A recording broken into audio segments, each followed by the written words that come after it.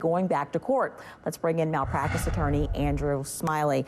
Andrew, we just talked about it. These previous settlements, they've already gotten $14 million. What is different about what they're going after now? Well, $14 million is only part of what they're seeking in compensation here. They're seeking $67 million, which, while that may seem to be a high number to some people, you have to realize that the family of John Ritter is entitled to be compensated for what he would have earned had he not died as a result of malpractice. This is a beloved TV icon who was earning several million dollars a year. He was starring in a network series show at the time of his death, and he had a life expectancy where he could work for another 20 years in the business. And when you start multiplying those millions of dollars times 20 plus years, that's how you get up in that range. So even though he settled with some of the hospitals and medical providers for $14 million, there still is a lot more that the family is entitled to, and they're going to court against the doctors that did not settle with them already. Okay, and what will they have to prove to win this money? Well, they have to prove that the doctors that they're suing committed medical malpractice. What that means is medical negligence or a departure from the accepted standard of medical care.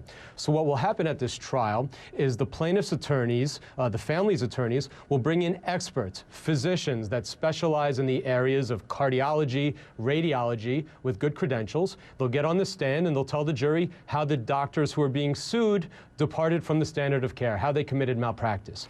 In response, the defendant's lawyers, the doctors' lawyers, will put on their experts, more doctors, to say they did everything appropriately. It will be up to the jury to decide which experts to believe in rendering a decision. That's what they're going to base it on. And the defendants in this case are claiming that Ritter actually was turned down for life insurance because of a heart condition. Tell us why this is going to matter so much in this case.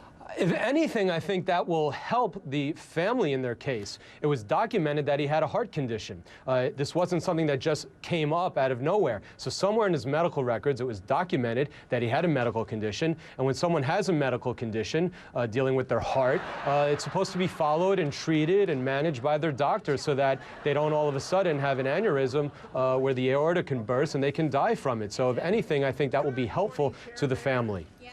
You talked about that $67 million that he potentially could have earned because he's a TV star. But the flip side of that is also that the TV business is so fickle. The show could have been canceled, so that number really may not be a guarantee, wouldn't you say? Well, it may or may not, but, you know, that's going to be the burden of proof. What the plaintiff, the family's lawyers will do is they'll explain to the jury, I'm sure through expert testimony, that John Ritter, this is a man that survived in the TV business for decades. Everyone grew up with him in Three's Company, and he has staying power, and he's well loved by the networks. So even if this show failed, the argument, I'm sure, would be that he'd likely get picked up for another TV show or possibly a movie, that by being John Ritter, he has significant earning potential to make millions of dollars a year. It's really a tough case. It's tough on a family, and it was so jarring when it was happened. It was so sudden. All right, attorney Andrew Smiley. Andrew, thank you. Thank you.